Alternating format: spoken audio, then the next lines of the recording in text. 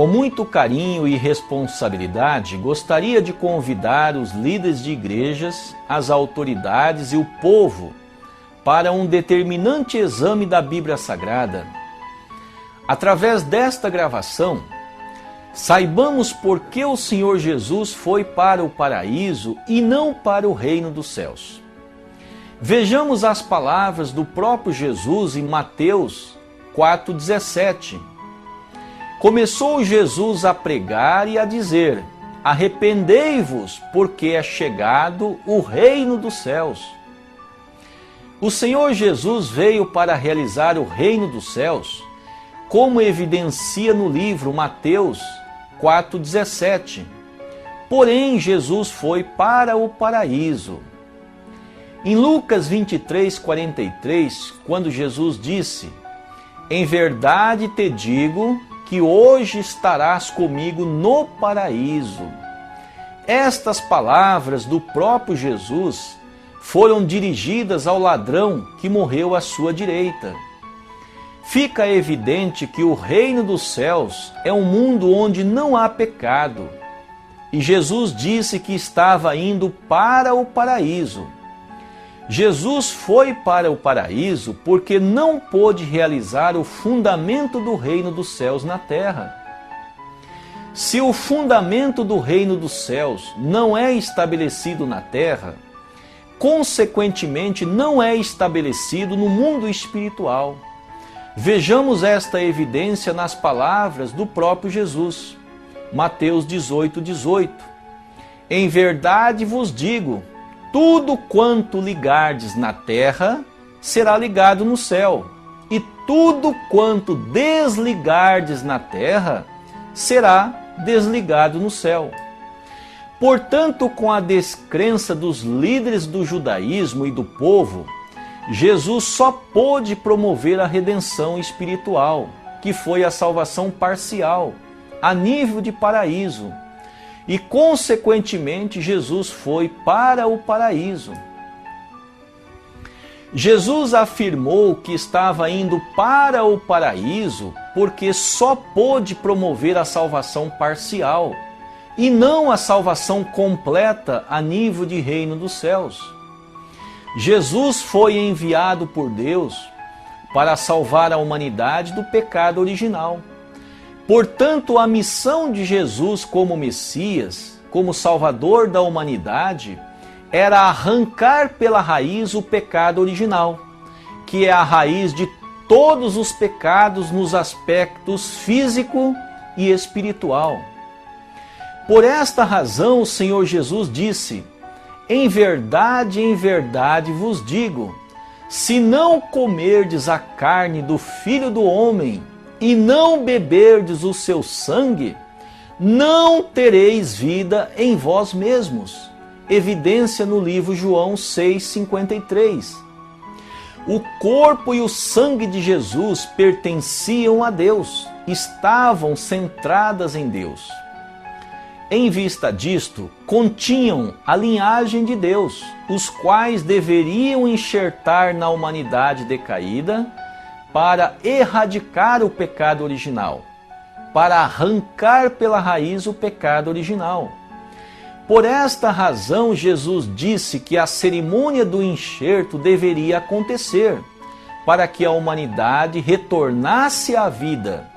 Quando disse estas palavras: em verdade vos digo, se não comerdes a carne do Filho do Homem e não beberdes o seu sangue, não tereis vida em vós mesmos. João 6,53. Jesus falou da determinante cerimônia do enxerto, porém nunca pôde realizar, devido à descrença dos líderes religiosos, demais líderes do judaísmo e do povo, os quais o crucificaram, assassinando o corpo físico e derramando o sangue de Jesus. Lembremos que Jesus trouxe a linhagem de Deus em seu corpo físico e em seu sangue para enxertar na humanidade decaída, para remover o pecado original. Portanto, com a crucificação do Senhor Jesus, o desejo de Satanás foi realizado.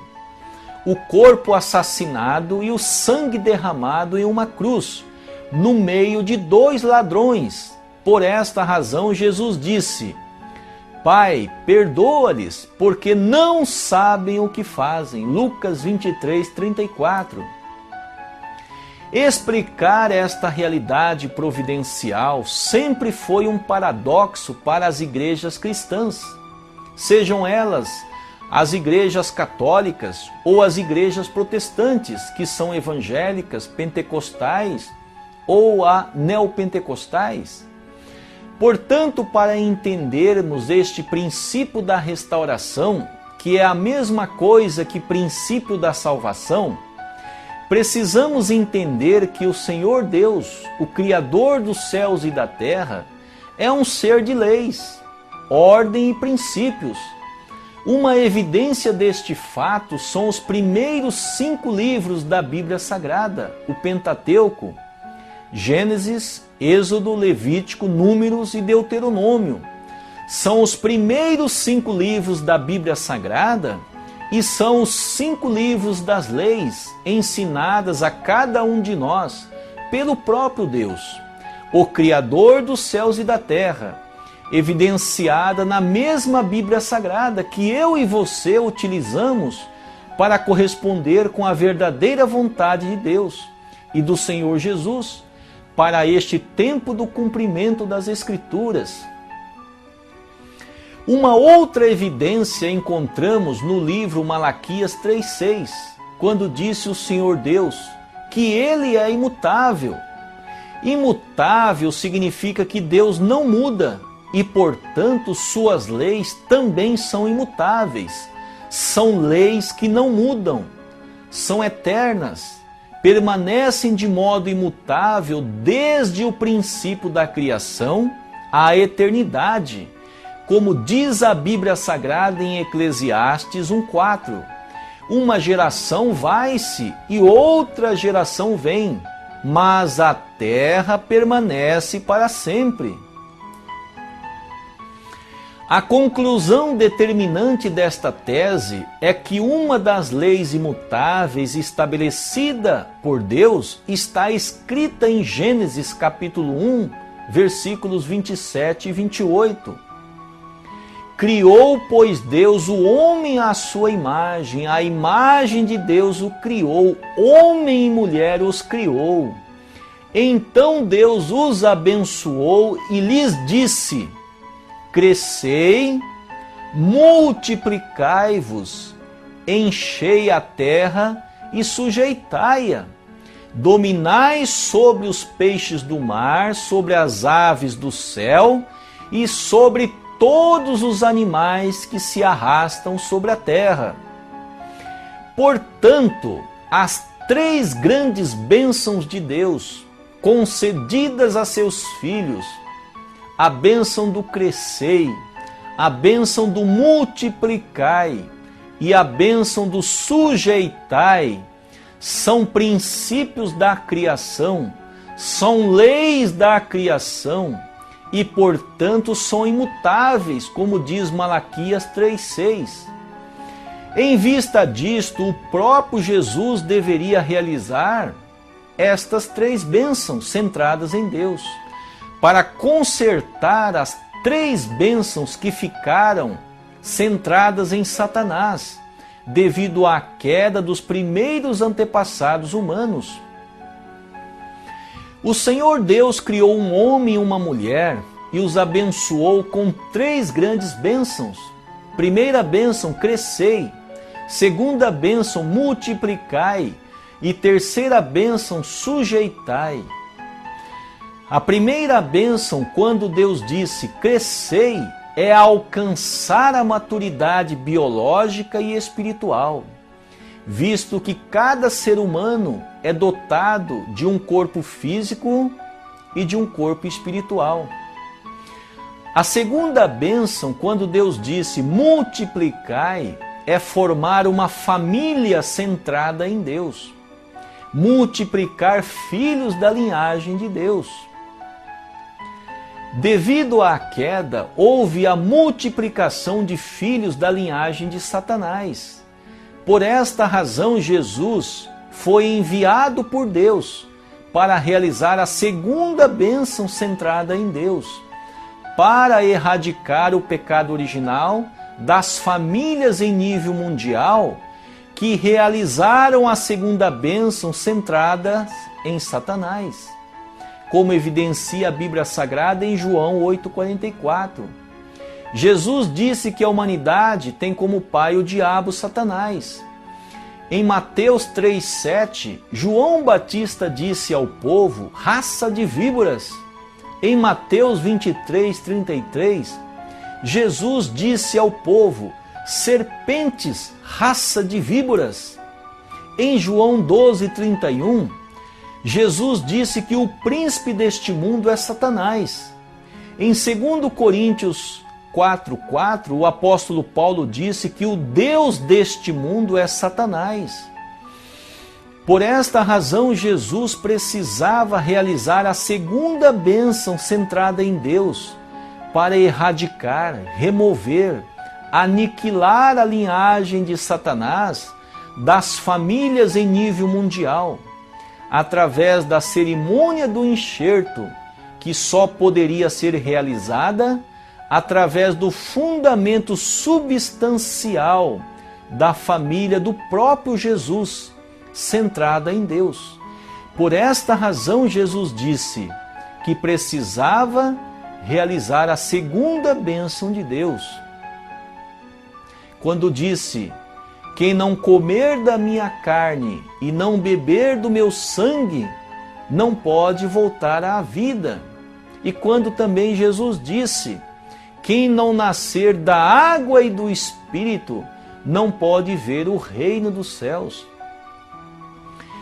E a terceira bênção, quando Deus disse, sujeitai, é dominar a criação com o verdadeiro amor e habilidades originais na posição de filhos de Deus.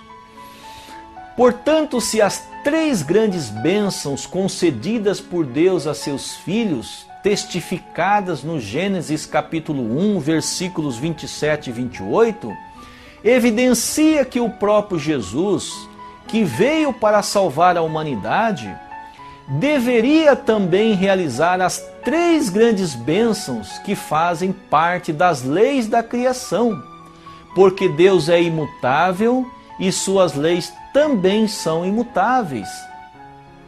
Assim, Jesus precisava realizar a segunda bênção, centrada em Deus, para consertar a segunda bênção que ficou centrada em Satanás em todo o território mundial. O pecado original foi adquirido porque a segunda bênção foi realizada centrada em Satanás.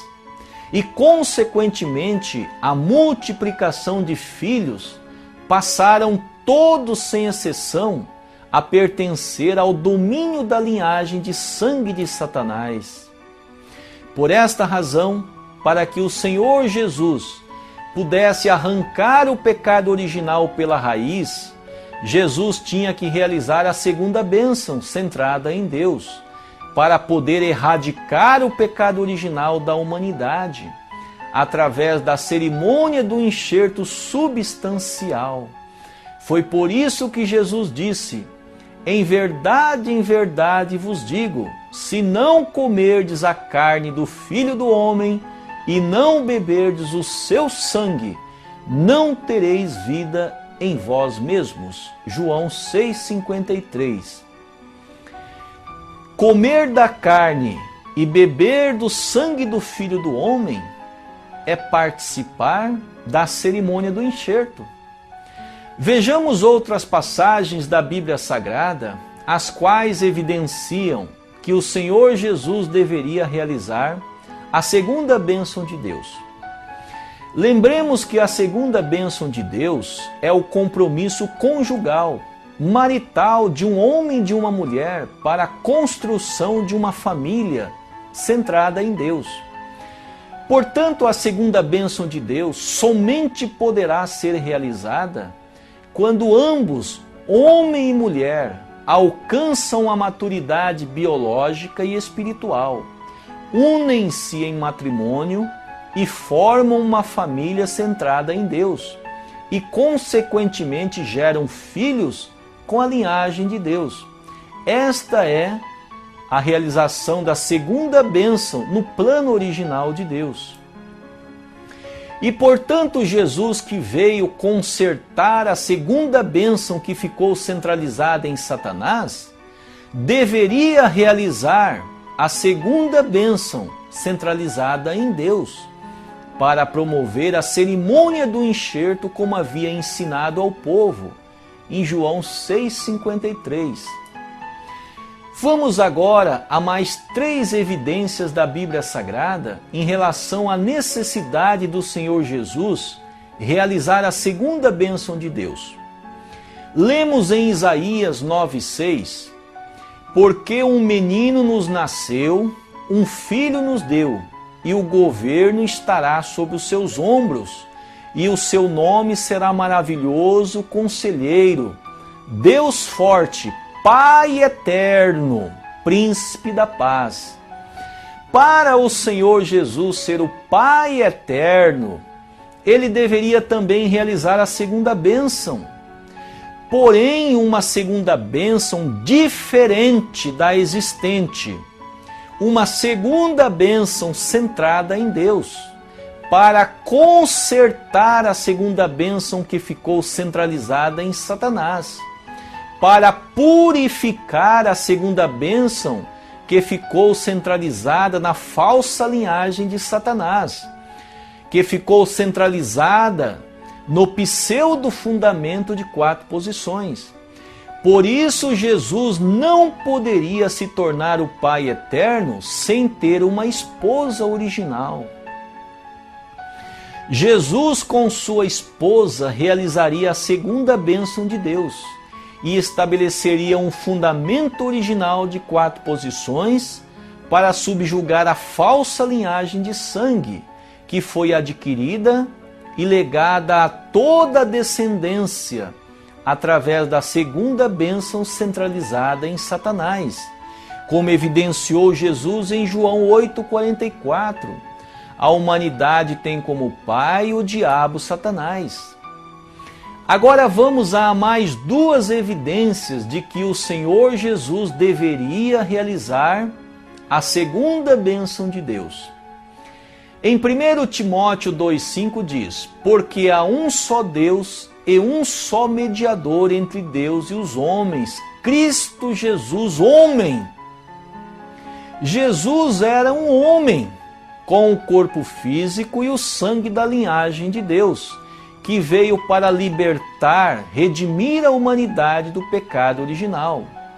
Em 1 Timóteo 2,5 diz que Jesus era um homem, um varão. O pecado original está inerente, entranhado na natureza humana desde a queda dos primeiros antepassados humanos.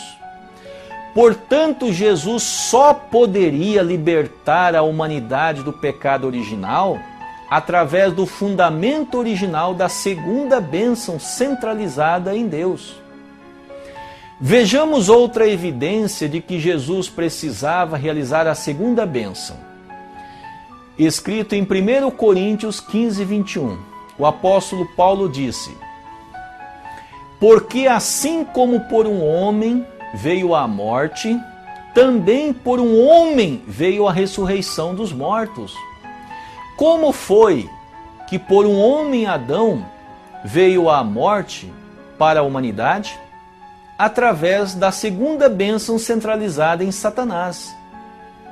Adão multiplicou filhos com a falsa linhagem de Satanás e, portanto, Jesus somente poderia ressuscitar a humanidade da morte do pecado original através da segunda bênção centralizada em Deus. Por esta razão, Jesus precisava realizar a segunda bênção. Jesus, através da segunda bênção, construiria uma família centralizada em Deus. E através da cerimônia do enxerto substancial, poderia erradicar a falsa, erradicar o pseudo fundamento de 4 posições, erradicar a pseudo-linhagem de sangue das famílias em nível mundial, que ficaram centralizadas em Satanás. Portanto, a conclusão é: o Senhor Jesus era um homem original, Jesus era um varão original, o Cristo enviado por Deus, com a posse do corpo e da linhagem de sangue de Deus. E por isto Jesus, como homem original, como um varão original, Filho de Deus, deveria também realizar a segunda bênção de Deus, que é um princípio imutável a todos os seres humanos. A segunda bênção de Deus é um princípio imutável, criado pelo próprio Deus a seus filhos. E, portanto, através do fundamento da segunda bênção centralizada em Deus, Jesus poderia realizar a cerimônia do enxerto substancial para finalmente erradicar o pecado original de toda a humanidade. Queridos irmãos e irmãs, líderes das igrejas, demais autoridades e o povo em geral, lembremos que o Senhor Deus é imutável e suas leis também são imutáveis. Por esta razão, Jesus, que era um homem original, precisava de uma esposa para realizar a segunda bênção de Deus, para ser o Pai eterno e, com isto, efetivar substancialmente a profecia de Isaías, capítulo 9, versículo 6, e ser o Rei dos judeus e Rei dos reis. Terminantemente, Jesus precisava ter uma esposa para realizar a segunda bênção de Deus, que é uma das leis imutáveis estabelecida pelo próprio Deus, o Criador dos céus e da terra, a todos os homens e mulheres em nível mundial, por toda a eternidade. Em vista disto, o Senhor Jesus foi para o paraíso, porque não pôde realizar a segunda bênção de Deus. Jesus, sem a posse da segunda bênção de Deus, não poderia enxertar na humanidade decaída o seu corpo e seu sangue, que continham a linhagem de Deus, como ensinou em João 6,53. Pelo fato de Jesus ter ido para o paraíso, não há nenhum relato na Bíblia Sagrada que Jesus realizou a cerimônia do enxerto substancial para remover o pecado original da humanidade. Jesus não pôde promover tal cerimônia do enxerto porque não realizou a segunda bênção. Jesus não teve uma esposa para realizar a segunda bênção de Deus, a bênção do multiplicar. Consequentemente, Jesus foi brutalmente assassinado pela ignorância dos líderes religiosos que foram preparados para reconhecer, seguir e servir o Senhor Jesus.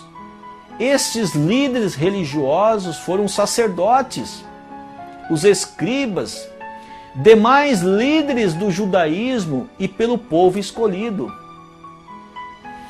É relevante entender que quando Jesus deparou com a descrença do povo, com uma profunda tristeza em seu coração, Jesus disse: ainda tenho muito que vos dizer, mas vós não o podeis suportar agora, não o podeis entender agora.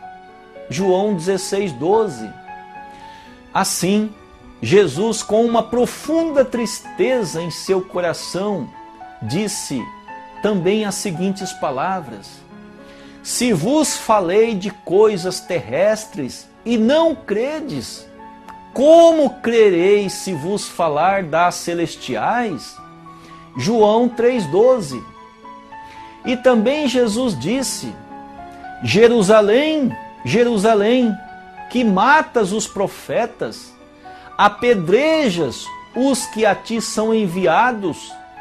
Quantas vezes quis eu ajuntar os teus filhos, como a galinha junta sua ninhada debaixo das asas, e não o quiseste.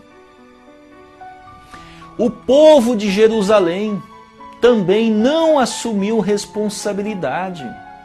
E 70 anos depois de Cristo, a maldição caiu sobre Jerusalém, quando o general Tito com suas tropas entraram na cidade e mataram todos que puderam encontrar. Por esta razão o apóstolo Paulo disse: porque em parte conhecemos e em parte profetizamos, mas quando vier o que é perfeito, então o que é em parte será aniquilado. Escrito em 1 Coríntios 13, 9 e 10. O apóstolo Paulo não estava se referindo ao Espírito Santo. O apóstolo Paulo estava se referindo ao Senhor do segundo advento. O apóstolo Paulo também disse: de modo que aquele que dá em casamento a sua filha donzela faz bem, mas o que não a der fará melhor. Escrito em 1 Coríntios 7, 38. Faz bem porque a filha terá um único homem como seu esposo e com isto evitará uma vida de prostituição. Porém, se o que não a der em casamento fará melhor, afirmou o apóstolo Paulo. Porque Jesus não pôde remover o pecado original nos dois aspectos. Portanto, por que fará melhor se não der sua filha em casamento? Porque se der a filha em casamento, os filhos nascem com o pecado original, o qual não pôde ser removido pelo Senhor Jesus, porque Jesus não realizou a segunda bênção.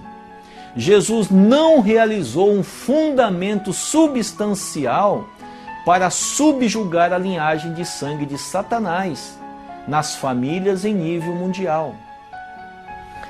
As evidências do pecado original, que é a linhagem de Satanás inerente na humanidade, encontramos nos livros João 8,44, quando disse Jesus que o pai da humanidade é Satanás. E também nos livros João 12,31, Jesus novamente disse sobre a atuação de Satanás, que ele, o Satanás, é o príncipe deste mundo.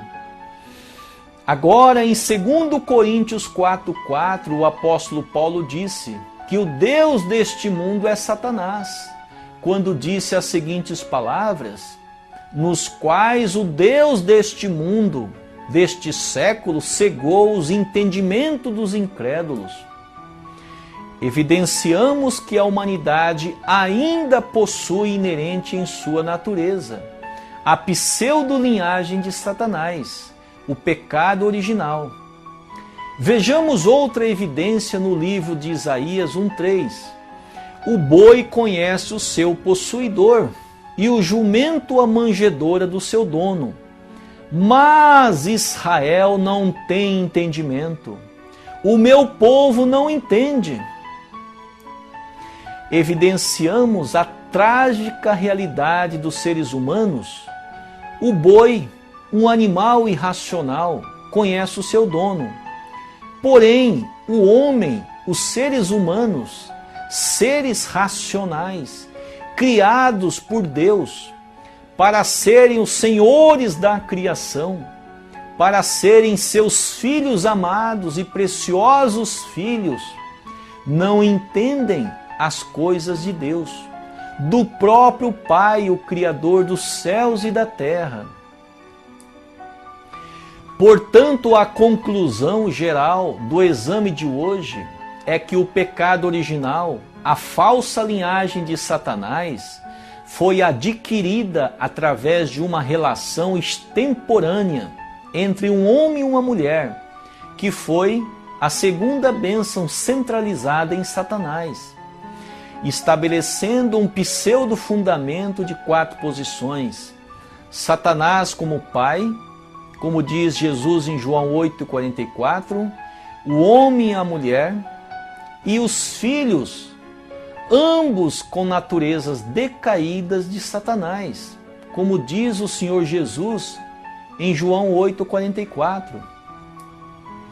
Em vista disto, para arrancar pela raiz o pecado original, a linhagem de Satanás, é preciso que o Senhor Jesus, como Salvador da humanidade, o Messias, que veio libertar a humanidade, realizasse um matrimônio sagrado, a segunda bênção centralizada em Deus. E através desse fundamento original, Jesus o Cristo poderia realizar a cerimônia do enxerto substancial com seu corpo e sangue, erradicando definitivamente o mal, o pecado original de toda a humanidade para sempre. A conclusão é: o princípio da salvação evidencia que o Senhor Jesus precisava realizar a segunda bênção de Deus, testificada em Gênesis 1:28, para consertar a segunda bênção que ficou sob o domínio do mal, sob o domínio do diabo Satanás, como Jesus disse em João 8,44. Lembremos mais uma vez que a segunda bênção de Deus é uma das leis imutáveis contida no primeiro dos 5 primeiros livros da lei, o Pentateuco Torá, Gênesis, Êxodo, Levítico, Números e Deuteronômio. Estes 5 primeiros livros da Bíblia Sagrada são a base de toda a escritura do Antigo e do Novo Testamento.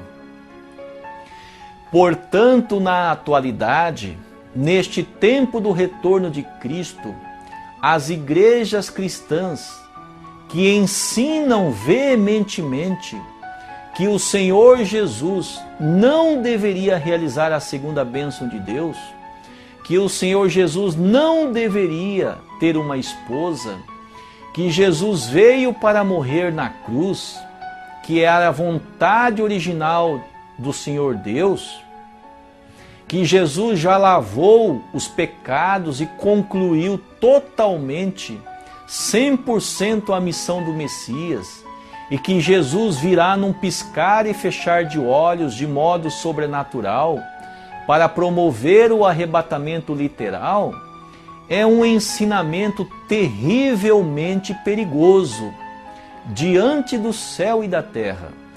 Por esta razão, Jesus disse que os líderes do cristianismo, no tempo do retorno de Cristo, cometeriam erros fatais quando disse: nunca vos conheci, obreiros da iniquidade, escrito em Mateus 7, 22 e 23. Os líderes das igrejas cristãs, quando descobrirem que estão ensinando de maneira terrivelmente equivocada, principalmente neste tempo do retorno do Messias, entrarão em grande pânico, porque todos, sem exceção, estamos vivendo o tempo do cumprimento substancial das Escrituras. Lembremos que a única finalidade da Bíblia Sagrada é encontrar com Cristo em seu retorno. E Ele já está entre nós com mais de 92 anos de idade. Já realizou a cerimônia do enxerto substancial para dezenas de milhões de famílias em mais de 195 países. E o nome dele é Samyamun. Nasceu no dia 6 de janeiro do ano de 1920, num período providencial, de acordo com os paralelos históricos.